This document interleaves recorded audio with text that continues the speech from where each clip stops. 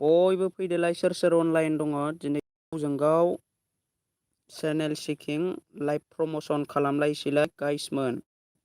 सोर अनलाइन दङ बयबो फैदो जायफोरनाव नटिफिकेसन थांदों। सोर अनलाइन दङ बयबो फैदो जायफोरनाव नटिफिकेसन थांदों। सोर अनलाइन दङ।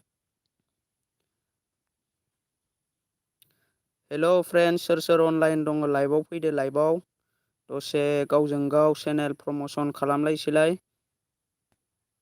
दा मेसेज खालामहर सोर अनलाइन दङ।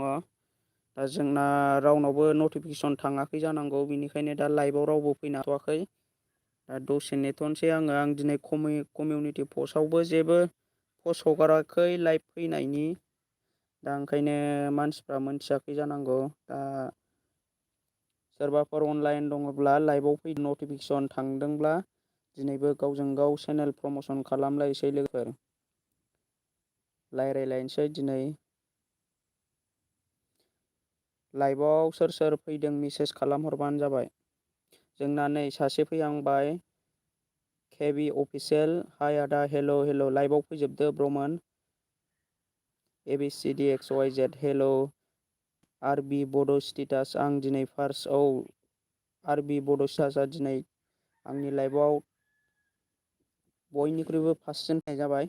दा सोर दङ फैजोबदो गासिबो। नटिफिकेसनखौ अन होनानै ला, आं दिनै कमिउनिटि पस्टआवबो जेबो माबा हगारनानै दोनाखै, बेनिखायनो मानसिफ्रा दा खम जादों।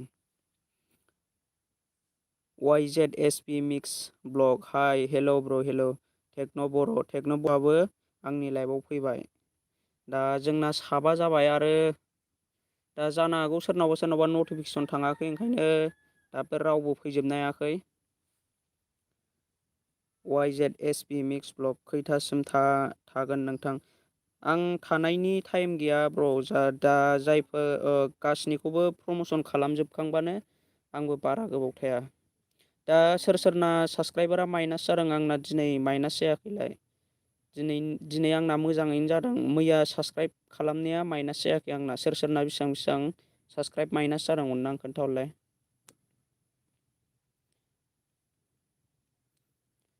टेक्न' बर'ना साबा जालायबाय।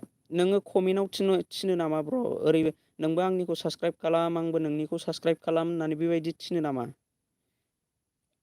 नोंबो आंनिखौ साबसक्राइब खालाम, आंबो नोंनिखौ साबसक्राइब खालामगोन होननानै कमेन्टआव बेबायदि थिननो नाङा।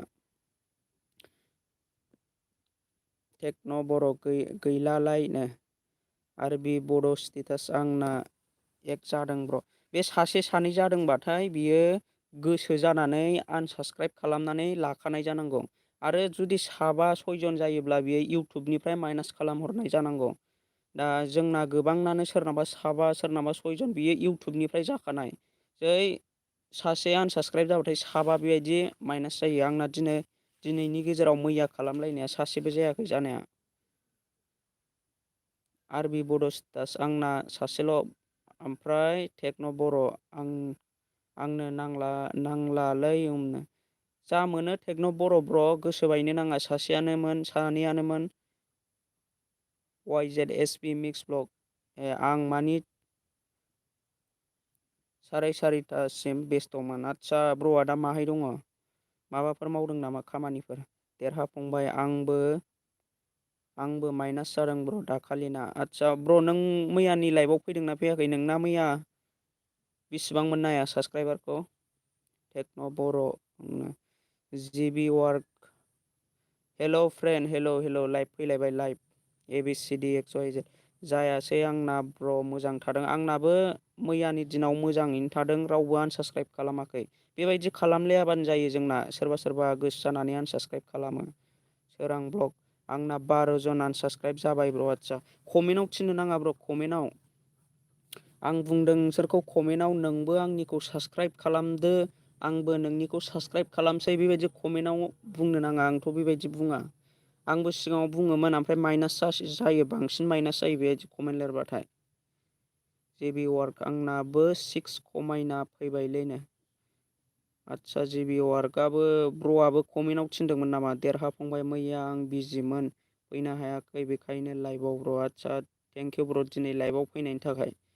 केबि अफिसियेल आनसाबस्क्राइब जाजोब्बाय आंनिखौ। दे जियानो जा होनबाबो दिनै सासेयानोमोन सानैयानोमोन प्रमसन खालाम। दा आङो फार्स्ट फैनायखौ आङो डिसक्रिपसनाव लिंक होनानै होनोसै ब्र'निया केबि अफिसियेल ब्र'आ दा लाइभआव दंना गैया खनसे खोन्थाहर।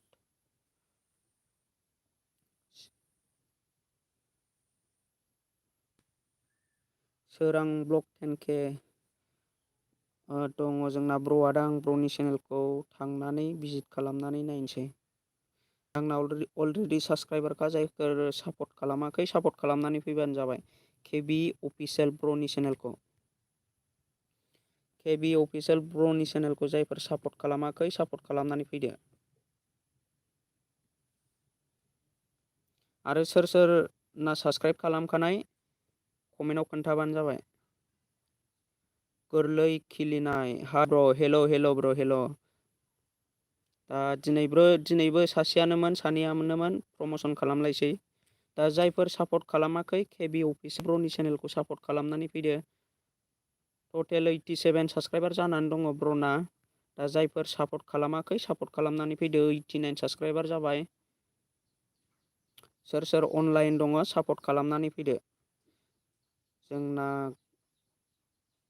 देरहाफंबाया खालामबाय ब्र'। आरबि बड' स्टेटासआबो खालामबाय। सोरां ब्लक 10K दंखायो सोरां ब्लकना सिगाङाव खालामखानाय। दे जायफोर खालामाखै खोन्थाहर कमेन्टआव। टेक्न' बर' ब्र'आबो खालामबाय। दा आङो डिसक्रिपसनाव लिंक होदों। 89 टटेल दाबो सानैल' बारायदों। 87मोन सानैल' बारायदों। 90 खालामनानै हो हायोबा। आरो जायफोर खालामखानाय अके 90 जाबाय ब्र'नि चेनेला। दा दिनै साथाम मोननो हाबाय ब्र'आ साबसक्राइबखौ। दा रावबो आनसाबस्क्राइब खालामनाङा ब्र'निखौ होनखाबाय आङो। लोगोसे आंनि लाइभखौ लाइक खालामनो दाबाव लोगोफोर लाइक खालामनानै हर। दा ब्र'आ दिनैनि गेजेराव 47 बा साथामल' मोननो हादों ब्र'आ। दा सोरबाफोर सापर्ट खालामनांगौबा सापर्ट खालामदों। आं डिसक्रिपसनाव लिंक होनानै दोनखादों। दा सापर्ट खालामनानै फैदो। दा आं गोदान लिंक होनोसै। जोंना नैबे ABCDXYZ ब्र'आ दा लाइभआव दंना गैया मेसेज खालामनानै खोन्थाहर। ABCDXYZ ब्र'आ आंनि लाइभआव दंना गैया मेसेज खालामनानै खोन्थाहर। दे आंनिखौबो साबसक्राइब खालामना होदो। दसे थाथ' ब्र' बयनिखौबो होजोबगोन। दा आं लाइनै होबोनो सानदों। जाय फार्स्टआव फैदों JBK वार्क ब्र' दसे थाथ' लाइभआव थांनो नाङा जेरावबो। जुदि थाङोबा जानाय नङा, सापर्ट खालामलायनाय नङा। माने खम जायो सापर्ट खालामग्राफ्रा। बेनिखायनो लाइभआव थानानै सापर्ट होलायनांगौ। सारन्थाइ नाइस सारन्थाइ @ नाइस थेंक इउ सारन्थाइ ब्र' लाइभआव फैनायनि थाखाय।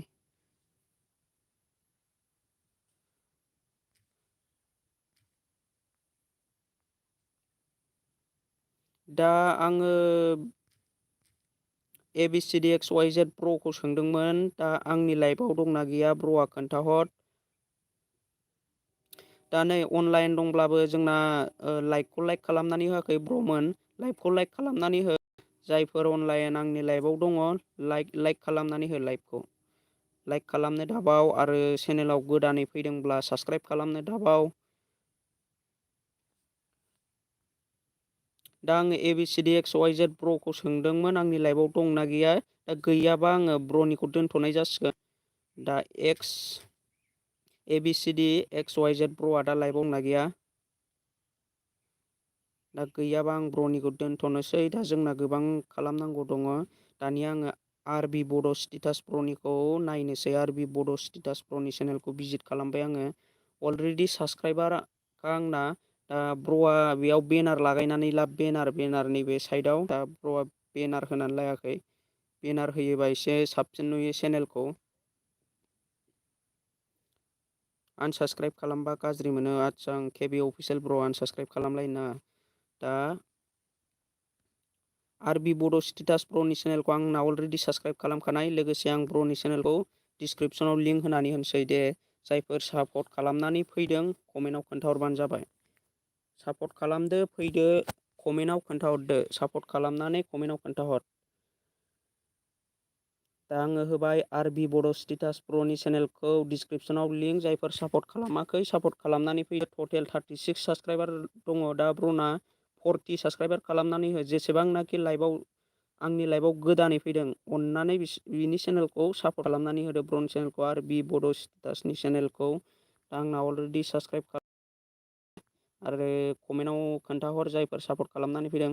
लोगोसे लाइभखौ लाइक खालामनो दाबाव, लाइक खालामनानै हर लाइभखौ। लाइकआ खमथार नै दा अनलाइन दंब्लाबो लाइभखौ खालामाखै माथो। ब्र'मोन लाइक खालाम दाबाव, लाइक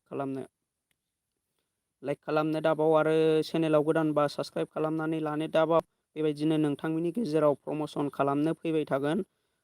दा जोङो ज' जानानै साबस्क्राइबखौ लालायगोन। इउटुबार क्रियेटर फिसाजों जोङो साबस्क्राइबखौ लालायगोन। दा जायफोर लाइक खालामाखै लाइक खालामदो। चेनेलाव गोदानबा साबस्क्राइब खालामनानै लादो। नटिफिकेसनाव अन होनानै ला। आं बेबायदिनो लाइभ फैयोबा नोंसोरनो बयबो जोंना फार्स्ट फैनानै गावजों गाव सापर्ट होलायनो हायो। लिंक होनानै दोनदों आरबि बड' स्टेटास ब्र'नि चेनेलखौ। जायफोर सापर्ट खालामाखै सापर्ट खालामनानै फैदो।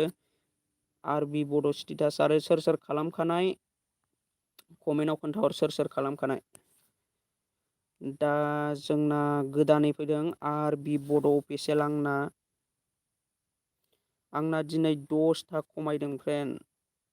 10था गोजोन खमायोबा दुखु मोनो ब्र'। माने नोङो मा कमेन्टआव थिनदों जानांगौ ब्र'आ। कमेन्टआव साबस्क्राइब लालायदों जानांगौ। कमेन्टआव साबस्क्राइब लालायनायखायनो बेबायदि जोंना इउटुबा जोंना माइनास खालामो। जुदि मिन्थियोबा इउटुबा बिसोरो जेनेबा साबस्क्राइब बानामखौ मोनथियोब्ला जेनेबा कमेन्टआ मोनसे टाइपखौनो नोङो मोनसेखौनो बार बार मालायनि भिडिअ'आव नोङो कपि खालाम जेनेबा नोंबो आंनिखौ साबस्क्राइब खालामदो, आंबो नोंनिखौ साबस्क्राइब खालामबाय। बेबायदि कमेन्टखौ नोङो बयनिबो भिडिअ'आव हाबै पेस्ट खालामनानै होयोब्ला बिदिनो 10था 20थासो चेनेलाव नोङो थांनानै बेबायदि होयोब्ला बेयो इउटुबा बेखौ मोनथिखायो। ओमफ्राय मिन्थियोब्ला मा खालामो बियो माइनास खालामनानै हरो जोंना इउटुबा जुदि माबायोबा।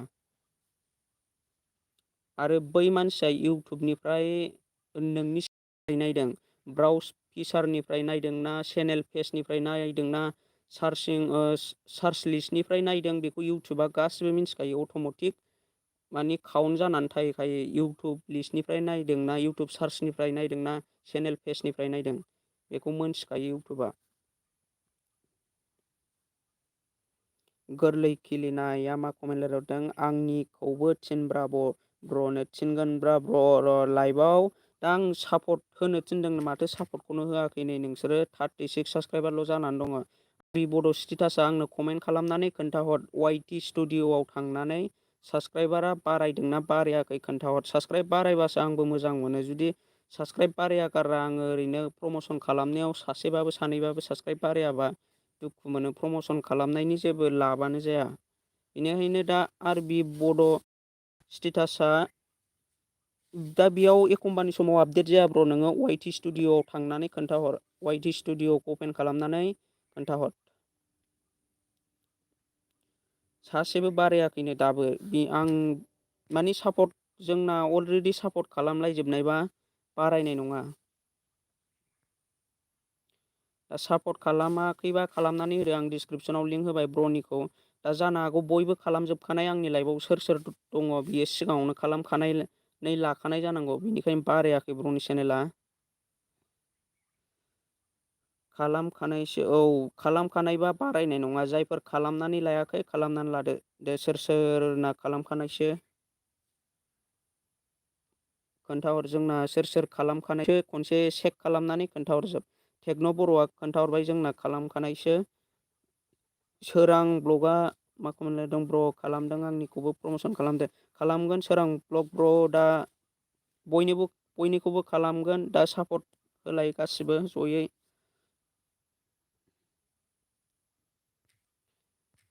दा नै ब्र'नि चेनेला सासेबो साबस्क्राइब बारायाखै। दा ब्र' आंनो कमेन्टआव खोन्थाहर।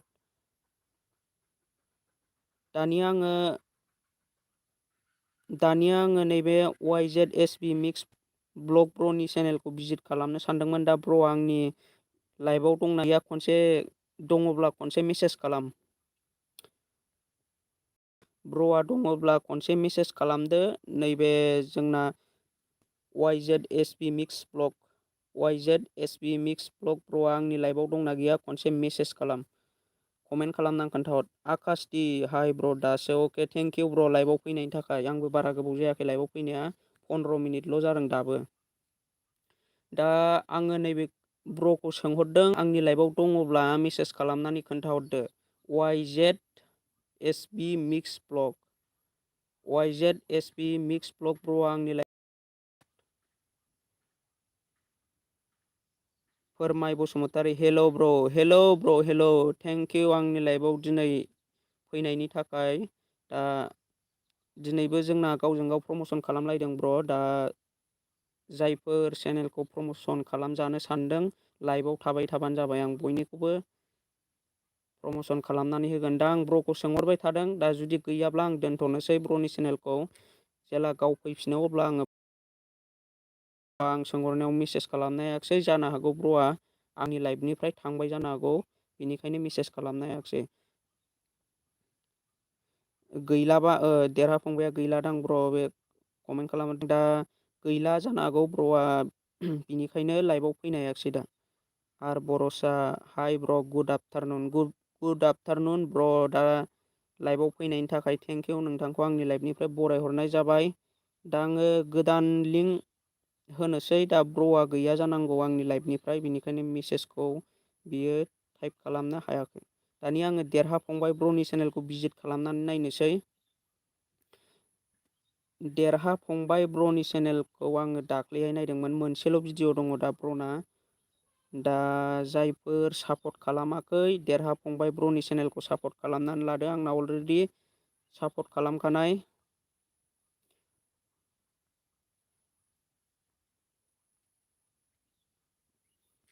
दा जायफोर सापर्ट खालामाखै सापर्ट खालामनानै फैदो ब्र'निखौ।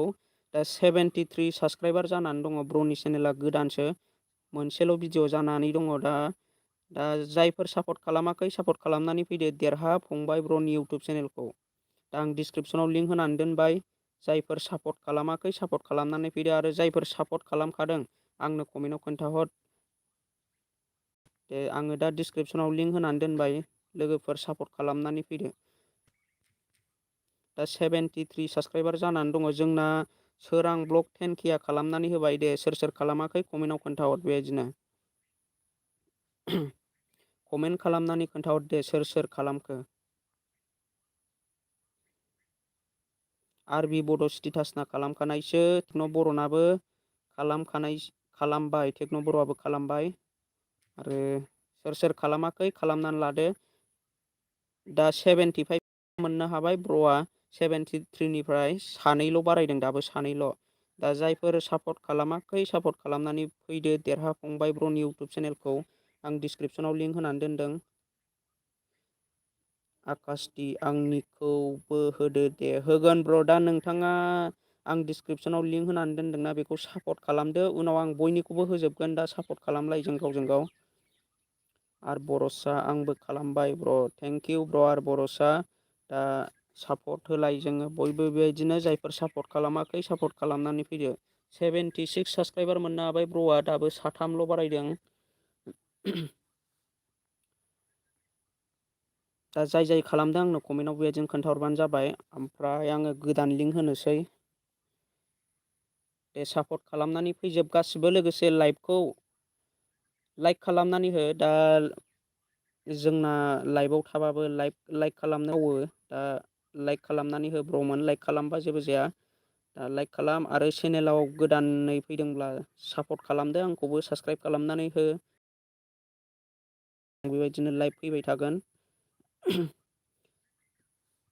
दा जायफोर सापर्ट खालामाखै सापर्ट खालामदो, देरहाफंबाय ब्र'नि चेनेलखौ आं डिसक्रिपसनाव लिंक होनानै दोनदों।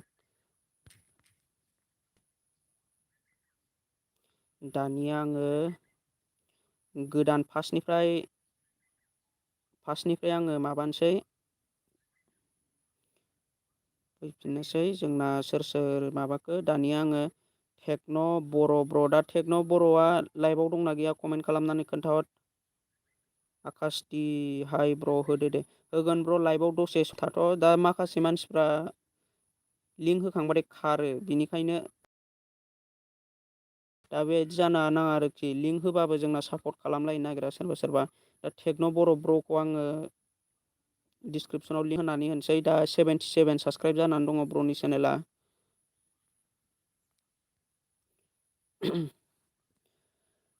दा आङो टेक्न' बर' ब्र'नि चेनेलखौ आङो डिसक्रिपसनाव लिंक होनानै होबाय। जायफोर सापर्ट खालामाखै सापर्ट खालामनानै फैदो ब्र'नि चेनेलखौ।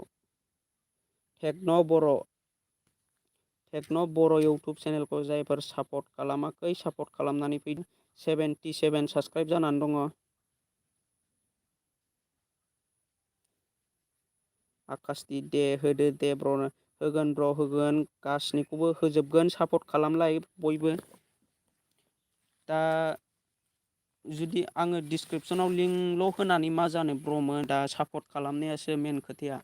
जों गावजों गाव सापर्ट खालामलायोबासो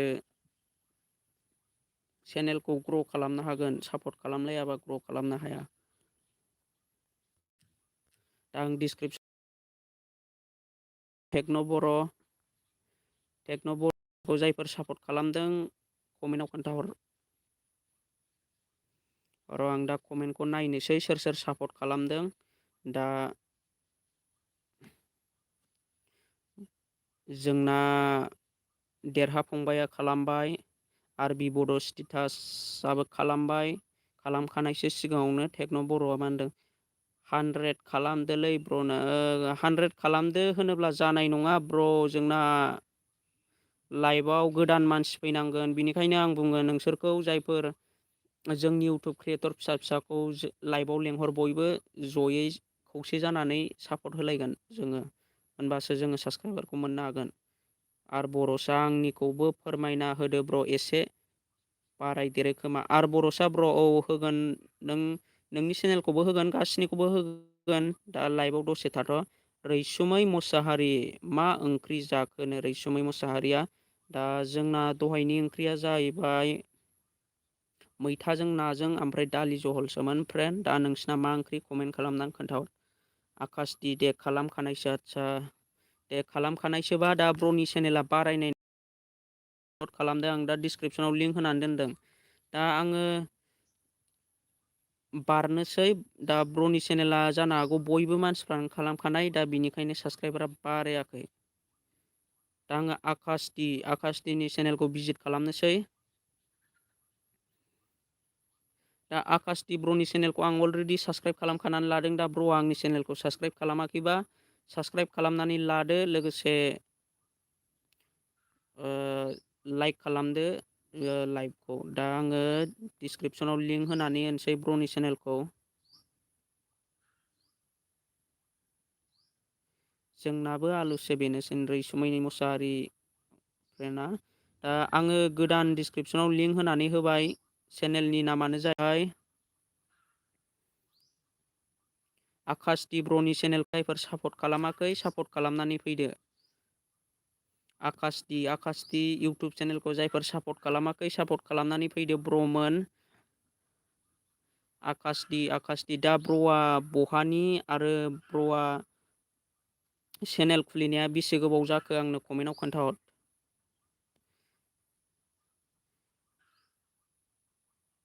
देरहा फंबाया खालामखानायसो। देरहा फंबाया खालामना होबाय। आकासदि ब्र'आ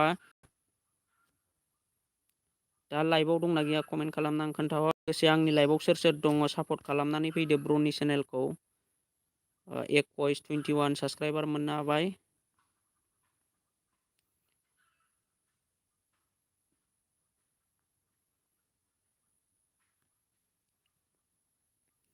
ब्र'मोन लाइभआव दङब्ला लाइक खालामनानै हो।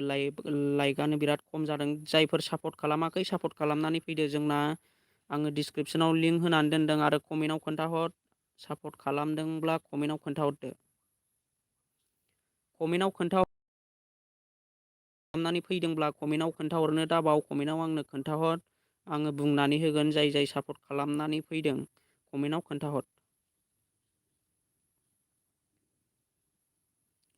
देरहा फंबायाल' कमेन्ट खालामहरदों दाबो। जाय जाय अनलाइन दङ खोन्थाहरदो दे। बिकास बसुमतारी हेल' ब्र' गुड इभिनिं। दा लाइभ सोलिलायबाय जोंना दिनैबो। सानैयानोमोन दिनैबो साबस्क्राइबारखौ एसे बारायनानै लानोसैलाय। बड' मेम'रि ब्रेन्स हेल' ब्र' आं फैबाय। थेंक इउ ब्र' लाइभआव फैनायनि थाखाय वेलकाम खालामबाय नोंथांखौ आंनि चेनेलनिफ्राय। सोरां ब्लग 10K खालामबाय जोंना दे जायफोर आङो दा बेयाव सानैल' खालामदों होनना मिथिनो मोनदों। दा नै 422 जादों साबस्क्राइबारा आकाशदीप ब्र'ना। दा आकाशदीप ब्र'आ लाइभआव दंना गैया कमेन्ट खालामनानै खोन्थाहर। दा जायफोर सापर्ट खालामाखै सापर्ट खालामनानै फैदो गाइसमोन। आं डिसक्रिपसनाव लिंक होनानै दोनदों, थांनानै सापर्ट खालामनानै फैदो ब्र'नि चेनेलखौ। चेनेलनि मुङानो जाहैबाय इउटुब चेनेलखौ जायफोर खालामाखै सापर्ट खालामनानै फैदो। लोगोसे लाइभखौ लाइक खालामनो दाबाव आरो चेनेलाव गोदानै फैदोंब्ला साबस्क्राइब खालामनो दाबाव। दा सोर सोर सापर्ट खालामखो आंनो कमेन्टआव खोन्थाहरदो दे। दा ब्र'मोना आंनो कमेन्टआव खोन्थाहरदो सोर सोर सापर्ट खालामखो। सोरां ब्लग 10K खालामना होबाय, देरहा फंबायाबो खालामबाय आरो बाद बाखिया सोर सोर खालामखो खोन्थाहरदो कमेन्टआव। बड' मेम'रि ब्रेन्डआबो आंना दानखासो। अके ब्र'आ सिगाङावनो खालामनानै लाखादों थारमानि। दा जोंना सिगाङावनो खालामखानायबा स्पट मोननाय नङा ब्र'आ। दाबो मोनबाय ब्र'आ 424 साबस्क्राइबार मोननो हाबाय ब्र'आ दिनैनि दिनाव।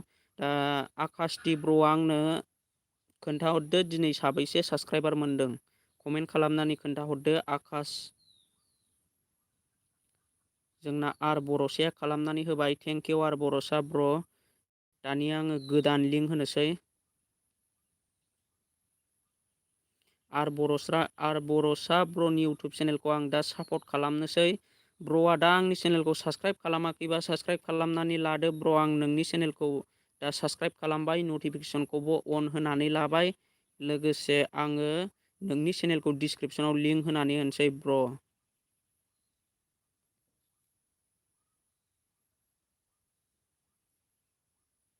बिकास बसुमतारी आं खालामबाय, दानिसो सेकेन्ड आइडि बियो।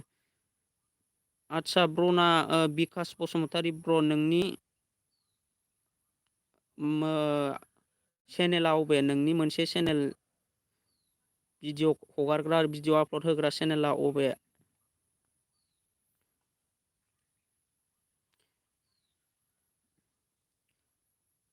दा आङो आर बर'सा ब्र'नि इउटुब चेनेलखौ डिसक्रिपसनाव लिंक होनानै होबाय। आर बर'सा जायफोर सापर्ट खालामाखै सापर्ट खालामनानै लादो। टटेल 166 साबस्क्राइबार दङ, 36 भिडिअ। दा ब्र' आंनो कमेन्ट खालामनानै खोन्थाहर।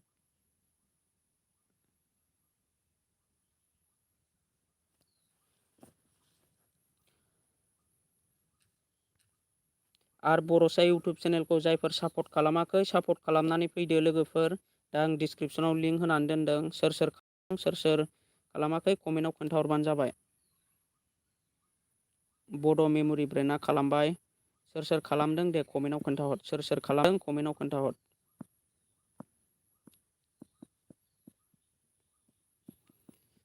साबस्क्राइब खालामनानै फैदो लोगोफोर। दा आङो डिसक्रिपसन लिंक होदों।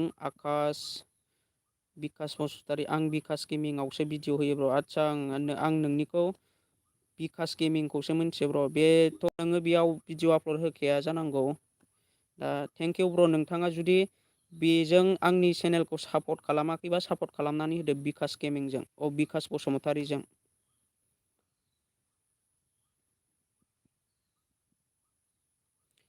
दा आङो डिसक्रिपसनाव लिंक होनानै दोनदों दे। जायफोर सापर्ट खालामाखै सापर्ट खालामनानै फैदो। आर बर'सा इउटुब चेनेलखौ जायफोर सापर्ट खालामाखै सापर्ट खालामनानै फैदो। दा आङो नैबेखौ सोंदोंमोन जोंना आकाशिया आंनि लाइफआव दंना गैया आं बेखौ सोंहरदोंमोन। दा ब्र'आ खोन्थाहरनो हायाखिसै। जानो हागौ ब्र'आ गावनि लिंकखौ होनाय लोगो लोगो लाइभनिफ्राय खारलांबाय। दा बिनिखायनो जोंना साबस्क्राइबारा खमायो। माखासे मानसिफ्रा रागा जोंनानै आनसार्स खालामनानै लालायो। दा मा बुंनो। मा होनहरदों जोंना ABCDXYZ ब्र'आ दहाय नायनो मोनाखैमोन, न'आव दासो सफैदों ब्र'। आदसा ब्र'आ माहायबा थांदोंमोन नामा? बिकास बसुमतारी आं खालामबाय। थेंक इउ ब्र बिकास बसुमतारी। दा जायफोर सापर्ट खालामाखै सापर्ट खालामनानै फैदो। आरो बर'सा इउटुब चेनेला दा आंनि चेनेलाव दंना गैया कमेन्ट खालामनानै खोन्थाहर। रैसुमै मुसाहारि आर बर'साखौ खालामबाय आंनिखौबो थिनदो। आदसा रैसुमै मुसाहारि फ्रेन्ड, दा नोंनि चेनेलखौबो आङो डिसक्रिपसनाव लिंक होनानै होगोन। दा नोङो लाइभआव थाथ'बाय थाबानो जाबाय। जोंना आर बर'सा ब्र'नि चेनेलखौ रैसुमै मुसाहारि फ्रेन्डआ साबस्क्राइब खालामनानै होबाय। दा आर बर'सायाबो सापर्ट खालामफिननानै होनांगोन। दा आर बर'सा आंनि लाइभआव दंना गैया कमेन्ट खालामनानै खोन्थाहर आर बर'साया।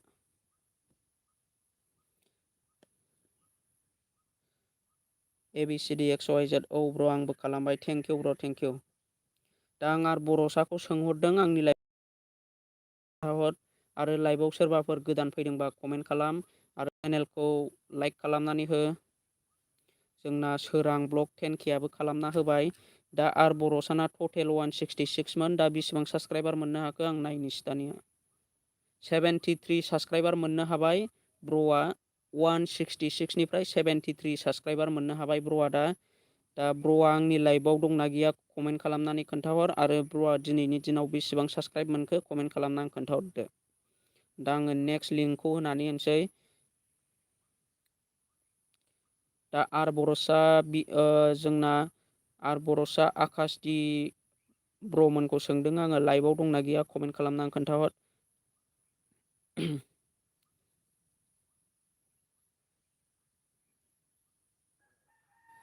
दा जोंना फोरमाय बसुमतारिया लाइभआव दंना गैया कमेन्ट खालामनानै खोन्थाहरदो ब्र'आ लाइभनिफ्राय थांखो ना माखो।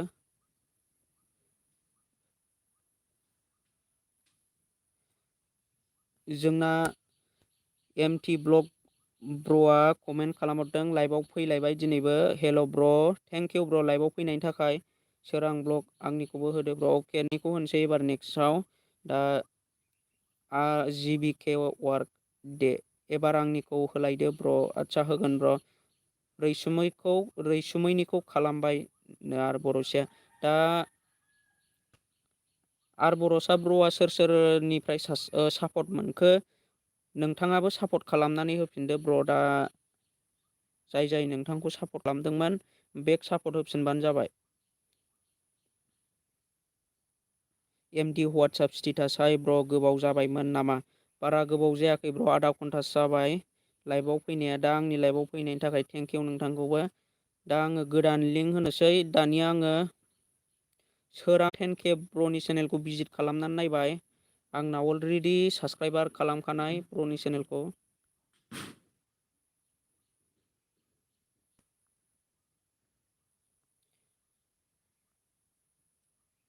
दा जायफोर सापर्ट खालामाखै सापर्ट खालामनानै फैबानो जाबाय। रैसुमै मुसाहारि दा रैसुमै मुसाहारिनि चेनेलखौबो आङो भिजिट खालामनानै प्रमसन खालामनानै होगोन। दा आङो डिसक्रिपसनाव सोरां ब्लग 10K जायफोर सापर्ट खालामाखै सापर्ट खालामनानै फैदो। सोरां ब्लग 10K जायफोर सापर्ट खालामाखै सापर्ट खालामना फैदो। आरो जायफोर सापर्ट खालामबाय आंनो कमेन्टआव खोन्थाहर। दा आंनाबो साबस्क्राइबारा बाराखै लोगोसे आंनि चेनेलाव गोदानै फैदोंबा साबस्क्राइब खालामनानै होदो। दा आं डिसक्रिपसनाव लिंक होदों ब्र'मोन जायफोर सापर्ट खालामाखै सापर्ट खालामनानै होदो। सोरां ब्लगखौ खालामबाय ABCD ब्र'आ खालामहोबाय। आंना दंखायो MT ब्लगना अलरेडि साबस्क्राइब खालामखानाय। आं खालामना फैबाय ब्र'। अके सानै जाबाय दे सानै साबस्क्राइब खालामबाय जोंना सोरां ब्लगखौ। जायफोर सापर्ट खालामाखै खालामनानै फैदो दे। 178 साबस्क्राइब जानानै दङ दा ब्र'नि चेनेलखौ जायफोर सापर्ट खालामदों कमेन्टआव खोन्थाहरबानो जाबाय। बिकास गेमिं अके 82 साबस्क्राइबार मोननो हाबाय ब्र'आ। 182 साबस्क्राइबार मोननो हाबाय। आरो जोंना बड' मेम'रि ब्रेन्डआबो खालामना होबावबाय। दा 82 टटेल 182 साबस्क्राइबार मोनबाय ब्र'आ दिनैनि दिनाव। सोरां ब्लग 10K गाइस आनसाबस्क्राइब दा खालामफिन। अके आं बयखौबो बुंनो सानो आंबो बेबायदिनो रावबो साबस्क्राइब खालामनानै लाखानायखौ आनसाबस्क्राइब खालामनानै लानो नाङा जोंना। दा 182 साबस्क्राइबार मोननो हाबाय ब्र'आ। दा जायफोर सापर्ट खालामाखै सापर्ट खालामनानै फैदो। डिसक्रिपसनाव लिंक होनानै दोनखादों। दा ब्र आंनो कमेन्टआव खोन्थाहर दिनैनि दिनाव बेसेबां साबस्क्राइबार मोननो हाखो। एमटि ब्लग आंनिखौ लायदो ब्र आनसाबस्क्राइब जाहैबाय ब्र आंना। अके एमटि ब्लग ब्र नोंथाङा लाइभआव थाथ' दसे सम। दा बयनिखौबो होगोन आङो। दा माखासे सिगां फैनायखौ आङो होग्रोनो सानदों। दा जोंना जिबि के वार्क ब्र आंनि लाइफआव दंना गैया जिबि के वार्क ब्र आंनि लाइफआव दंना गैया कमेन्ट खालामनानै खोन्थाहर। एमडि वाट्सआप स्टेटास आंनिखौबो होना हो ब्र। अके होना होगोन ब्र दा लाइभआव थाबाय था। आङो होलांगोन। दा आं सिगांनिखौ होग्रोनो सानदों सिगां लाइभ फैनायखौ। दा जोंना नैबेखौ आङो कमेन्ट खालामनानै सोंहरदों जिबि के वार्क ब्र आंनि लाइफआव दंना गैया। अके दङ ब्र आंनिखौ खनसे होदो ब्र। होजोबगोन र नोंथांमोना लाइभआव थाबाय था। दा जोंना माखासे मानसिफ्रा खारबाय आकासदि लोगोसे जोंना आकासदि ब्र'आ खारबाय। जोंना माने आङो बिनि चेनेलखौ बियो गावनि चेनेलखौ प्रमसन खालामनो थिनबाय थाबाय ओमफ्राय लिंक होनाय लोगो लोगो ब्र'आ दा खारलांबाय। दा जोंना बिदियावनो सट होलायियावनो जोंना आनसाबस्क्राइब खालामफिनो माखासे मानसिफ्रा रागा जोंनानै। दा आं आकासदिखौ कमेन्ट खालामनो थिनदोंमोन। आकासदि ब्र'आ जानांगौ आंनि लाइफनिफ्राय थांबाय बिनिखायनो बियो दा कमेन्ट खालामनो हायाखिसै। दा आङो जिबिके ब्र'नि चेनेलखौ डिसक्रिपसनाव लिंक होनानै होनोसै। जायफोर सापर्ट खालामाखै सापर्ट खालामनानै फैदो। सोरां ब्लग 10K 4 साबस्क्राइबार मोनबाय बाव दिनै। आदसा सोरां ब्लग ब्र बेबायदिनो जोङो सासेयानो जा सानैयानो जा बेबायदिनो एसे एसे साबस्क्राइबारखौ बारायलांबाय थाहोनो नाजागोन जयै लोगो नांनानै। दा आङो डिसक्रिपसनाव लिंक होनानै दोनदों जिबिके वार्क ब्र'नि चेनेलखौ जायफोर सापर्ट खालामाखै सापर्ट खालामनानै फैदो। 299 मोन दा 32 साबस्क्राइबार मोननो हाबाय। 302 साबस्क्राइबार मोननो हाबाय। आरो सोरबाफोर सापर्ट खालामनांगौ दंबावोब्ला सापर्ट खालामनानै फैदो। आं डिसक्रिपसनाव लिंक होनानै दोनदों। बिकास बसुमतारी ब्र'आ खालामनानै फैबाय। आर बर'सा सोरां ब्लग 10K खालामबाय। आदसा ब्र थेंकिउ। डिसक्रिपसनाव गोदान लिंक होनानै दोनदों। चेनेलनि मुङानो जाबाय जिबिके वार्क। जायफोर सापर्ट खालामाखै सापर्ट खालामनानै फैदो। एमडि वाट्सआप स्टेटास ब्र'आबो खालामना होबाय जोंना। बड' मेम'रि ब्रेन्डआबो खालामबाय। दा जायफोर सापर्ट खालामाखै सापर्ट खालामनानै फैदो। दानिया आङो रैसुमै महरारि फ्रेन्डखौ आंनि लाइफनिफ्राय दंना गैया जुदि दङब्ला आंनियाव कमेन्ट खालामनानै खोन्थाहरदो। फ्रेन्डआ रैसुमै मुसाहारि फ्रेन्डआ आंनि लाइफनिफ्राय दंना गैया दङबा कमेन्ट खालामनानै खोन्थाहर। आर बर'साया जिबिके वार्कखौ खालामना होबावबाय। दा टटेल 304 मोननो हाबाय ब्र'आ। दा जिबिके वार्क ब्र'आ दिनैनि दिनाव बेसेबां साबस्क्राइबार मोननो हाखो आंनो कमेन्टआव खोन्थाहरदो। जिबिके वार्कआ मा होनहरदों हेल' फ्रेन्ड्स खालामना होदो दे गावजों गाव। अके दा जिबिके वार्कनि चेनेलखौ आं डिसक्रिपसनाव लिंक होनानै दोनखादों। कमेन्ट खालामनानै फैबानो जाबाय। रैसुमै मुसाहारि दङ थेंकिउ रैसुमै मुसाहारि लाइभआव थानायनि थाखाय। दा आं नोंनि चेनेलखौ भिजिट खालामनानै नायनोसै। सानसुमा बरगयारि ब्लग आंनि कमेन्टखौ नायासै नामा ब्र'? आदसा ब्र आंनाव कमेन्टखौ नुदों नों सिगाङाव अबावबा कमेन्ट हरदों नामा? आं सिगांनि कमेन्ट हरनायखौ नुनाय जायाखै। दा जियानो जा लाइभआव फैनायनि थाखाय थेंकिउ। दा आङो रैसुमै मुसाहारि इउटुब चेनेलखौ भिजिट खालामनोसै। रैसुमै मुसाहारि इउटुब चेनेलखौ आङो सापर्ट खालामबाय। दा फ्रेन्डआ आंनि चेनेलखौ सापर्ट खालामाखैबा सापर्ट खालामनानै होदो। लोगोसे आं दा फ्रेन्डनि चेनेलखौ डिसक्रिपसनाव लिंक होनानै रैसुमै मुसाहारि टटेल 647 साबस्क्राइबार दङ दा। दा आं डिसक्रिपसनाव लिंक होनानै होबाय रैसुमै मुसाहारि इउटुब चेनेलखौ। दा रैसुमै मुसाहारि फ्रेन्डआ आंनि चेनेलखौ सापर्ट खालामाखैबा सापर्ट खालामनानै होदो। दा 647 साबस्क्राइबार जानानै दङ 22 भिडिअ। जायफोर सापर्ट खालामाखै सापर्ट खालामनानै फैदो। दा आङो डिसक्रिपसनाव लिंक होबाय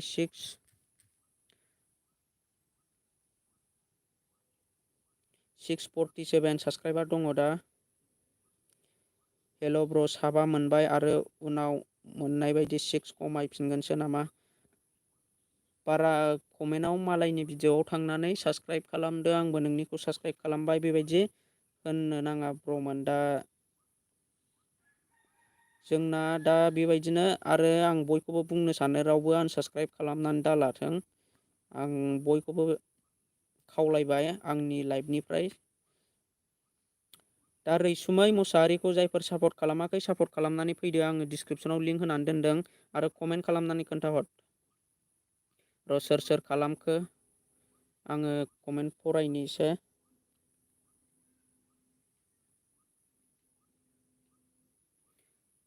सानसुमा बरगयारि आंना 5 खमायदों ब्र'। आदसा सोरबा सोरबा आनसाबस्क्राइब खालामनानै लाफिनो ब्र', मा होननो। दा आंना खालामखानाय सिगाङावनो अके thank you Raisumai Mushahary friend. दा एमडि वाट्सएप स्टेटासआ खालामनायसो रैसुमैनिखौ। आरबि बड' स्टेटासआबो खालामबाय। बिकास बसुमतारी खालामबाय, सानै खालामबाय जोंना। आरो बड' मेम'रि ब्रेन्डआबो खालामना होबाय साथाम। एमटि ब्लक 1 आंबो खालामबाय। अके एमटि ब्लक 1आबो खालामना होबाय साब्रै। जिबि के वार्क रैसुमैनिखौ खालामना हरबाय ब्र'। अके दा जोंना बिसि साबस्क्राइबार मोननो हाखो आङो आपडेट नायनोसै दा। टटेल साबस्क्राइबार मोननो हाबाय रैसुमै मुसाहारिया दा दिनैनि दिनाव बेसेबां साबस्क्राइब मोननो हादों आंनो कमेन्ट खालामनानै खोन्थाहरदो फ्रेन्डआ आंनि कमेन्ट बक्सआव। आर बर'सा प्लास 7 साबस्क्राइबार मोननो हाबाय ब्र'। थेंक इउ ब्र'। नेक्स्ट बेबायदिनो जोङो सासेयानो जा सानैयानो जा साबस्क्राइबारखौ बिदिनो बारायहोलांसै ना मा होननो। जोङो गावजों गाव हेल्प होलायसै। सासे मोनबाबो सानै मोनबाबो आं बेखौनो बुंनो सानो मोनखानाय साबस्क्राइबारखौ मालाबाबो आनसाबस्क्राइब खालामनानै दालाफिन बयबो। आरो बोरैबा आनसाबस्क्राइब जाफ्लांबायदोंब्ला साबस्क्राइब खालामनानै लाफिनबानो जाबाय। सोरां ब्लग 10K खालामखानायसो जोंना सोरां ब्लगआ। दानिया आङो गोदान लिंक होनोसै। दानिया खनसे बयबो हेल' टाइप खालामनानै हरदे। आङो मानि सिगांफोरखौ होखांनायफोरखौ बावजोब्बाय। दा खनसे हेल' टाइप खालामनानै होदो लाइभआव सोर सोर दङ। खनसे हेल' बयबो हेल' टाइप खालामनानै खोन्थाहरदे लाइभआव सोर सोर दङ आंनि लाइभआव। अके दे बयबो हेल' टाइप खालाम।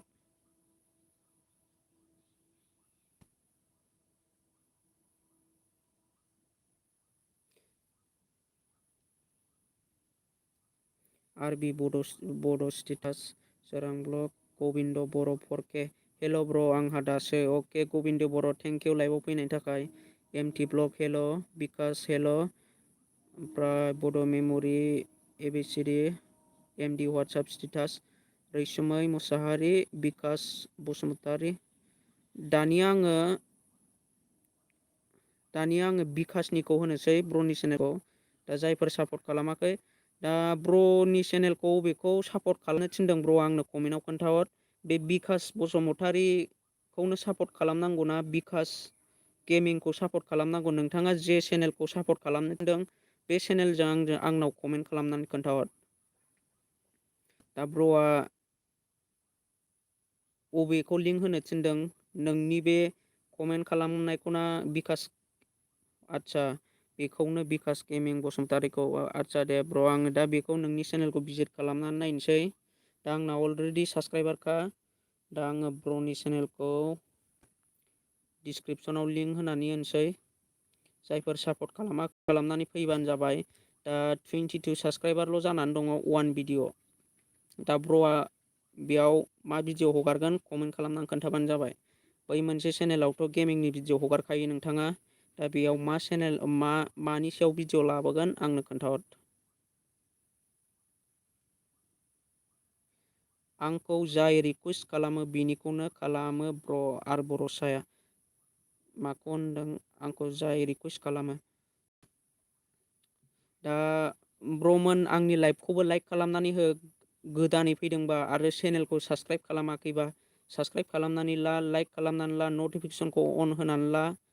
आंनि लाइभ फैनायाव जाहाथे जों बर' इउटुबारफ्रा बयबो फैनानै क्रिएटर फिसा फिसाफ्रा बयबो फैनानै ज' लोगो नांनानै जोङो साबस्क्राइबारखौ गावजों गाव एसेब्लाबो सापर्ट मोनलायनो हानाय बायदि।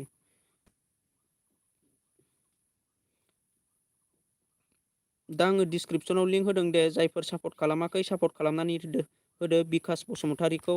दा टटेल 22 साबस्क्राइबार दङ। दा ब्र'आ बेसेबां साबस्क्राइबार मोननो हाखो? 27। दा जायफोर सापर्ट खालामाखै सापर्ट खालामनानै फै। 22 निफ्राय 27ल' साबस्क्राइबार मोननो हादों ब्र'आ।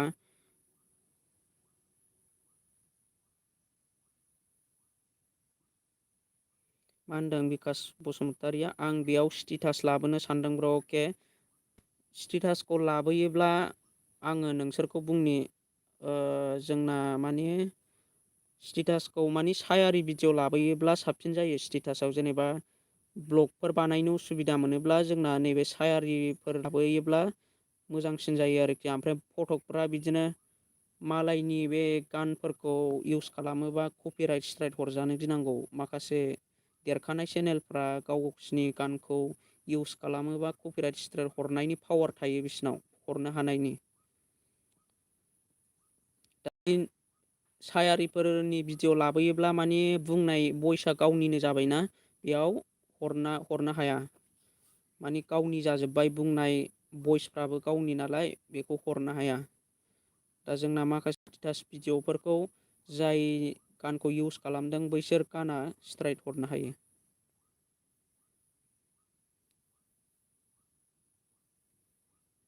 दा सोर सोर सापर्ट खालामाखै सापर्ट खालामनानै फैदो दे। टटेल 27 साबस्क्राइबार जानानै दङ, 28। दा आङो गोदान लिंक होनानै होनोसै। दानिया आङो MT ब्लग 1 ब्र'नि चेनेलखौ लिंक होनानै होनोसै। MT blog 1। दा आङो अलरेडि साबस्क्राइबार खालामखानाय। दा आङो डिसक्रिपसनाव लिंक होनानै होनोसै ब्र'नि चेनेलखौ। MD वाट्सएप स्टेटास नेक्स्टआव होगोन ब्र'। दा बयनिखौबो होगोन आङो। दा जोंना माखासे मानसिफ्रा खारलाङो, दा रावबो खारनो नाङा। दा जोंना बैसो माखासे मानसिफ्रा साबस्क्राइब मोनबाथाय खारलाङो आरो आं कमेन्ट खालामनानै हरनो थिनोब्ला कमेन्ट खालामनानै हरनो हाया। दा सोर सोर सापर्ट खालामखो दे खोन्थानानै हरबानो जाबाय लाइभआव।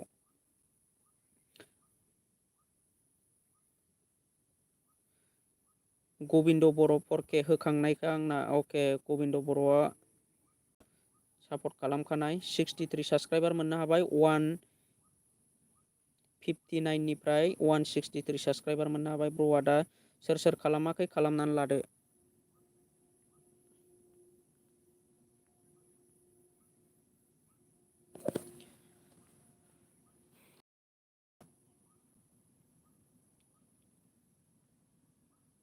बड' मेम'रि ब्रेन्ड खालामबाय, ABCDआबो खालामबाय, RB स्टेटास खालामबाय, MD वाट्सएप स्टेटास खालामबाय, बिकास बसुमतारि खालामबाय।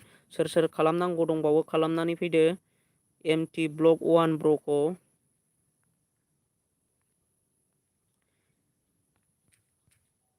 दा जायफोर सापर्ट खालामाखै सापर्ट खालामनानै फैदो। आं डिसक्रिपसनाव लिंक होनानै दोनदों।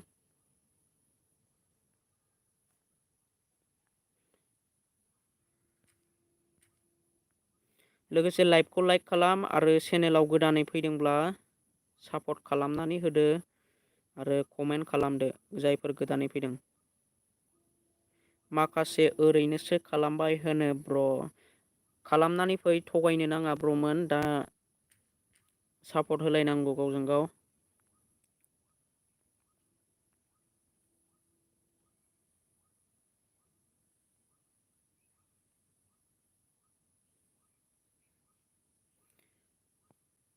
बड' मेम'रि ब्रेन्ड्स आंनिखौबो होदो ब्र'। अके ब्र', होगोन गासिनिखौबो।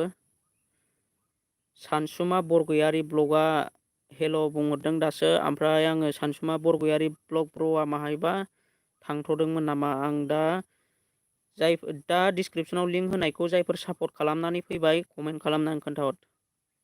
रैसुमै मुसाहारिया मा होनदों? बिकास बसुमतारिखौ खालामबाय, आंनिखौबो थिनदो।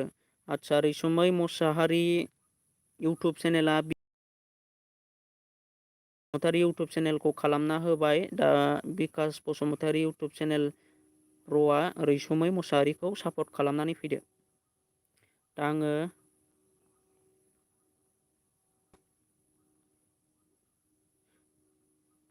दा आङो MD WhatsApp स्टेटास ब्र'नि चेनेलखौ नायनोसै। दा ब्र'आ आंनि लाइफनिफ्राय दंना गैया कमेन्ट खालामना आं खोन्थाहर।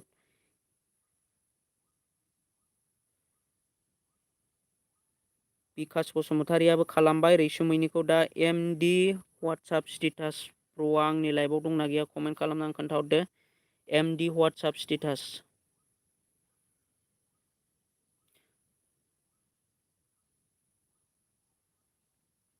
दा MT ब्लग ब्र'आ आंनि लाइफआव दंना गैया? जुदि दङब्ला ब्र'आ दिनैनि दिनाव बेसेबां साबस्क्राइबार मोनखो आंनो कमेन्ट खालामनानै खोन्थाहरदो। MT blog 1 ब्र'आ। आदसा MD WhatsApp स्टेटासआ दङ लाइफआव। दा आं ब्र'नि चेनेलखौ डिसक्रिपसनाव लिंक होनानै दोनसै। जायफोर सापर्ट खालामाखै सापर्ट खालामनानै फैदो। दा जोंना गबिन्द बर' फरखिया मा होनदों? आं एसे खामानि दं दिनै दे आं उनाव फैफिननो हागौ एबार नेक्स्ट लाइफआव। अके नेक्स्ट लाइफआव फैफिनबानो जाबाय ब्र'। खामानि दङब्ला जेबो नङा नोंथाङा। आङो बेबायदिनो लाइभ फैबाय थाखागोन। सानसे साननैया बाद जानो हागौ। ओमफ्राय बिदिनो सम सम फैबाय थागोन लाइभखौ।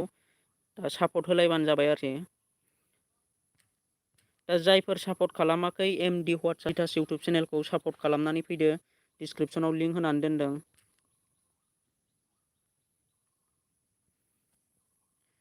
79 साबस्क्राइबार। टटेल 79 साबस्क्राइबार आरो 76 भिडिअ दङ। जायफोर सापर्ट खालामाखै सापर्ट खालामनानै फैदो। जायफोर सापर्ट खालामाखै सापर्ट खालामनानै फैदो।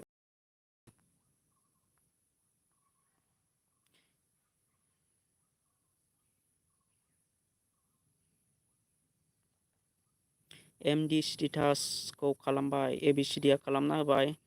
दा बिकास ब्र'आ मा कमेन्ट लिरदों? ब्र' आंखौ 4:30निफ्राय मोननाय डिउटि दङ। नेक्स्ट भिडिअआव लोगो मोनगोन। अके बिकास ब्र' नेक्स्ट लाइभआव फैबानो जाबाय। दा ब्र'आ बहानि आंनो कमेन्टआव खोन्थाहर। बिकास बसुमतारि ब्र'आ आरो मा डिउटि मावो कमेन्टआव खोन्थाहर। बड' मेम'रि ब्रेन्ड खालामना होबाय। अके थेंक इउ ब्र'। MD WhatsApp स्टेटासआबो खालामबाय जोंना। बिकास बसुमतारियाबो खालामबाय। टटेल 84 साबस्क्राइबार मोननो हाबाय ब्र'आ।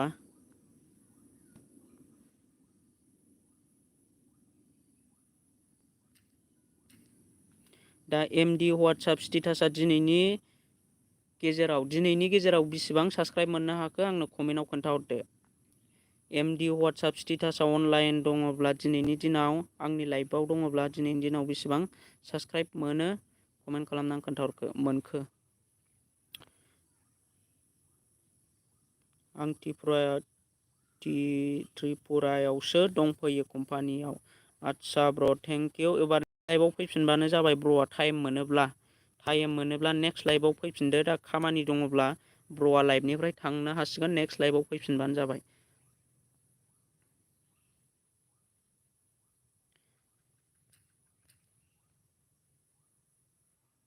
दा ब्र'आ MD WhatsApp स्टेटास ब्र'आ दिनैनि गेजेराव बेसेबां साबस्क्राइब मोनखो आंनो कमेन्टआव खोन्थाहरदो। दानिया आङो गोदान लिंक होनोसै। बड' मेम'रि ब्रेन्डआ दा आंनि लाइभआव दंना गैया कमेन्ट खालामनानै खोन्थाहर।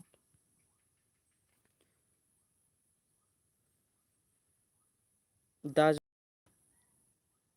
MD WhatsApp स्टेटासआ दिनैनि गेजेराव बेसेबां साबस्क्राइब मोनखो आंनो कमेन्टआव खोन्थाहरदो।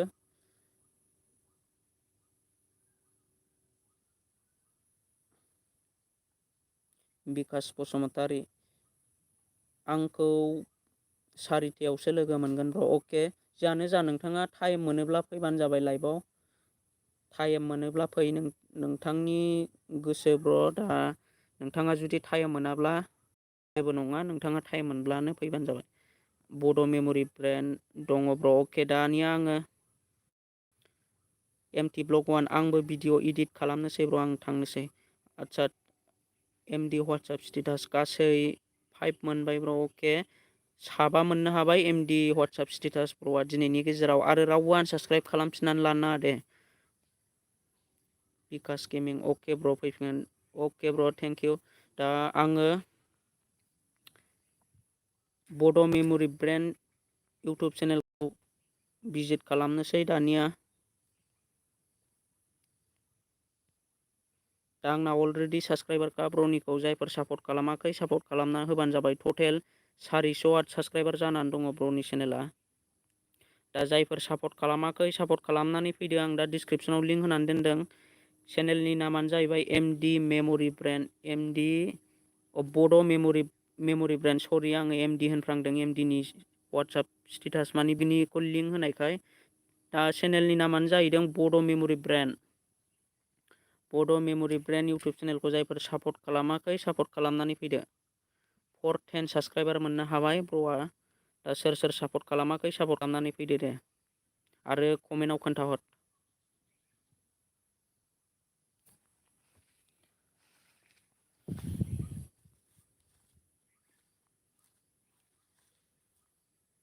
कमेन्टआव खोन्थाहर सोर सोर सापर्ट खालामनानै फैखो।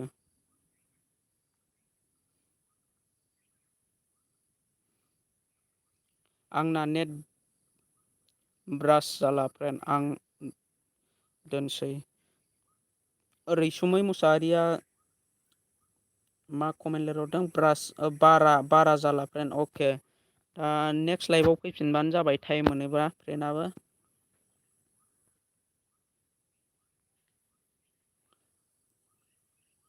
आरबि बड' स्टेटास आंना सिगाङावनो खालामखानायसो ब्र'। अके बिकास बसुमतारी आं खालामबाय ब्र'। आं लाइभनिफ्राय ओंखारलांनोसै गाज्रि दामोन लोगोफोर। अके बिकास बसुमतारी ब्र' नोङो डिउटियाव थांनांगौब्ला थांनो हासिगोन नोंथाङा। दा नेक्स्ट लाइभआव फैफिनबानो जाबाय जेबो नङा। दा नेक्स्ट लाइभआव फैफिननो नाजादो ब्र'आ टाइम मोनोब्ला। आर बर'सा बड' मेम'रिनिखौ खालामबाय। थेंक इउ बड' आर बर'सा। जायफोर सापर्ट खालामाखै आं दे डिसक्रिपसनाव लिंक होनानै दोनखादों खालामनानै फैदो। आंनिखौबो जायफोर साबसक्राइब खालामनानै लायाखै साबसक्राइब खालामनानै लादो ब्र'मोन। आंनाबो साबसक्राइबारा मानि बिराद डाउन जानानै दङ। एकदम साबसक्राइबारखौनो बारायहोनो हाया जागासिनो। दा सोरबाफोर सापर्ट खालामाखैबा सापर्ट खालामनानै होदो आरो चेनेलखौ आंनिखौ शेयार खालामनानै हो। सोरबाफोर इउटुबारफोरनि वाट्सएप ग्रुप खुलिदोंबा आंनि चेनेलखौ शेयार खालामनानै हो। जाहाथे बयबो फैनानै लाइभआव फैनानै जयै जोङो साबसक्राइबारखौ गावजों गाव रानलायनानै लालायनो हायो सापर्ट लालायनो हायो।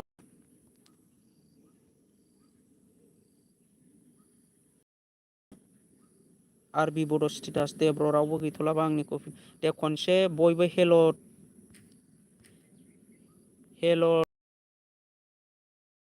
कमेन्ट लिरनानै हरफिनदो।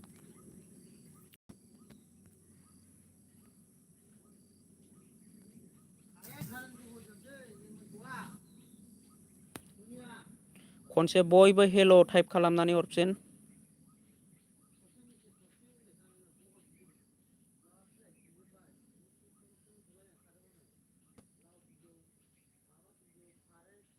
आरबि बड' स्टेटास एबिसिडि बड' मेम'रि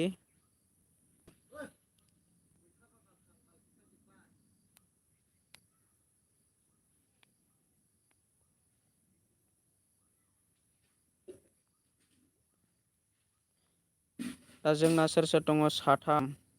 आरो सोर सोर दंबावो कमेन्ट खालामनानै खोन्थाहर।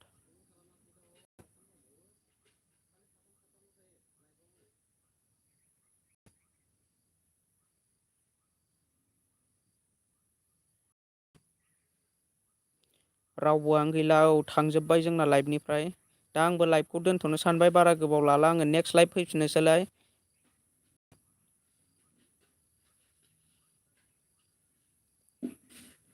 केबि अफिसियेल आंनो केबि अफिसियेल ब्र'आबो दङ जोंना। दा आङो गासैनिखौबो चेनेलखौ सापर्ट खालामबाय। आं दा नैबे एबिसिडि निखौ होनाय जायाखै। आङो दा बेनिखौ सिगाङाव होदोंमोन। दा साबसक्राइबार बारायाखै ब्र'निया। दा आङो डिसक्रिपसनाव लिंक होनानै होफिनसै। जायफोर सापर्ट खालामाखै सापर्ट खालामनानै फैबानो जाबाय। जाफुं बसुमतारी हेल' ब्र' आं दासोनो आं बिसिबांबा गोबाव जाबाय ब्र' नोङो एबार नेक्स्ट लाइभआव थाब फैनो नाजाबानो जाबाय। नटिफिकेसनखौ अन होनानै ला जाहाथे आंनि लाइभ फैनायाव नोंथाङा मोनथियो?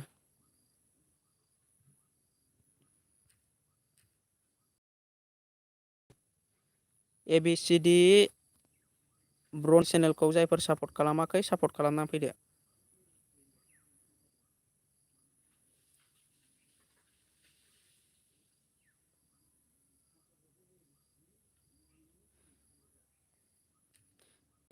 दा ब्रनि चेनेलखौ जायफोर सापर्ट खालामदों आंनो कमेन्टआव खोन्थाहर दे।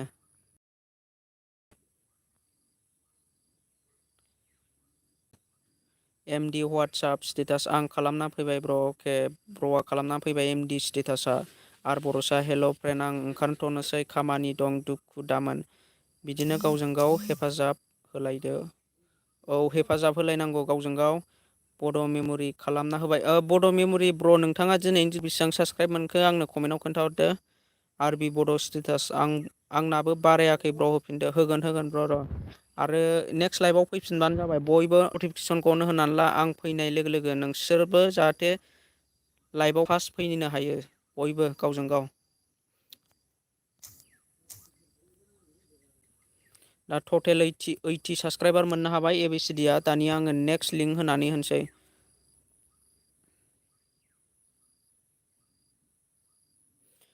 आरबि बड' स्टेटास प्र'नि चेनेलखौ आङो होना होफिनबाय दानिया।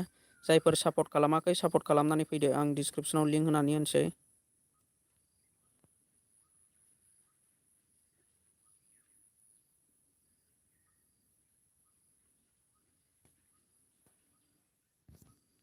अनलि टुल' खारजोब्बाय मानसिफ्रानो औ ब्र' थांला जोब्बाय दा सोरबाफोर जुदि लाइभआव दङ होफिनदों आरबि बड' स्टेटास इउटुब चेनेलखौ जायफोर सापर्ट खालामाखै दा जोंना नैबे थांखोना माखो गोदान फैनाया जाफुं बसुमतारि ब्र'आ लाइभनिफ्राय थांखोना माखो जुदि दङब्ला कमेन्ट खालामनानै खोन्थाहर। आं खालामखानाय ब्र' आदसा जोंना जाफुं बसुमतारि ब्र'आ थाङाखै लाइभआव दङ। दानिया आङो जाफुं बसुमतारि ब्र'नि चेनेलखौ होनानै होनोसै। दा आङो डिसक्रिपसनाव लिंक होनानै होदों जायफोर सापर्ट खालामाखै माबार सापर्ट खालामनानै फैदो। आरबि बड' स्टेटास ब्र'नि इउटुब चेनेलखौ।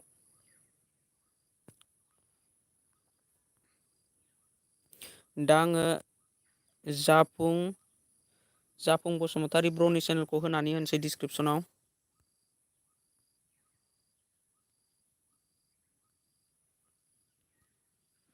जाफुं बसुमतारि ब्र'नि इउटुब चेनेलखौ सापर्ट खालामाखैबा सापर्ट खालामनानै फैदो।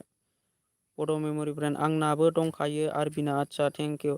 88 साबसक्राइबार दङ टटेल जाफुं बसुमतारिना दा जायफोर सापर्ट खालामाखै सापर्ट खालामनानै होदो। खोरोम बसुमतारी खोरोमा दासो हाइ ब्रादार नुदों ब्र'। आङो लाइभखौ दोनथ'नो सानबायमोन ब्र' एबार नेक्स्ट लाइभआव थाब फैनो नाजा। दा आं लाइभआव फैनाया 1 घन्टायानो जाबाय दा नेक्स्ट लाइभआव फैफिनबानो जाबाय थाब। दा जायफोर सापर्ट खालामाखै सापर्ट खालामनानै होदो दे जाफुं बसुमतारि ब्र'नि चेनेलखौ। 90 साबसक्राइबार मोननो हाबाय ब्र'आ दा जायफोर आंनि लाइभआव दङ। बड' मेम'रि ब्रेन्डआ जाफुंनिखौ अलरेडि खालामखानाय दे आदा आं एसे बिजिमोन अके। खोरोम ब्र' नेक्स्ट लाइभआव एसे थाब फैनो नाजा।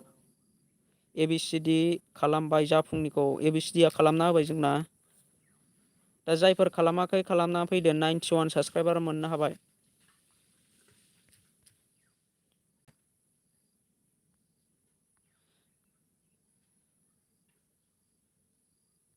दा आङो खोरोमनिखौ लास्ट लिंक होनानै होनसै ब्र'नि चेनेलखौ खोरोमनिखौ। दा खोरोमना अलरेडि 13K साबसक्राइबारखा। खोरोम ब्र'निखौ आङो लास्ट लिंक होनानै होबाय जायफोर सापर्ट खालामाखै सापर्ट खालामनानै फैदो खोरोमनिखौ। आरो कमेन्टआव खोन्था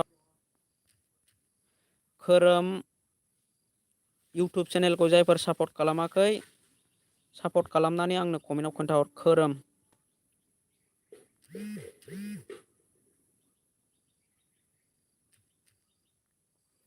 खोरोम इउटुब चेनेलखौ जायफोर सापर्ट खालामाखै आरो सापर्ट खालामफैदो आं डिसक्रिपसनाव लिंक होनानै दोनदों।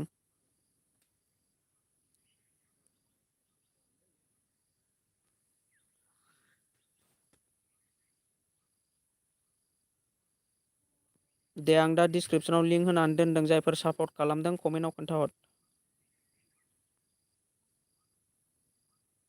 आङो नेक्स्ट लाइभ फैफिननोसै ब्र'। जोंना बड' मेम'रियाबो खालामना होबाय खोरोमनिखौ, खोरोम ब्र'आबो खालामना होफिनबानो जाबाय जायफोर सापर्ट खालामदों खोरोम आरो एमडि वाट्सआप आं खालामना फैबाय खोरोमनिखौ अके। दा खोरोम ब्र'आ एमडिनि वाट्सआप खोरोमनि चेनेलखौ माने एमडि वाट्सआपनि स्टेटासखौ सापर्ट खालामना होफिनबानो जाबाय, बेक सापर्ट खालामनानै होफिनलायबानो जाबाय। एमडि वाट्सआप स्टेटास ब्र'आ दा खोरोमनिखौ सापर्ट खालामबाय, खोरोमाबो एमडि वाट्सआप स्टेटासनिखौ सापर्ट खालामना फैफिनदो। दा आङो लाइभखौ बेखिनियावनो दोनथ'नोसै ब्र'मोन। दा जाफुं बसुमतारी आंबो खालामबाय खोरोमनिखौ, जाफुं बसुमतारियाबो खालामना होबाय ब्र'आ।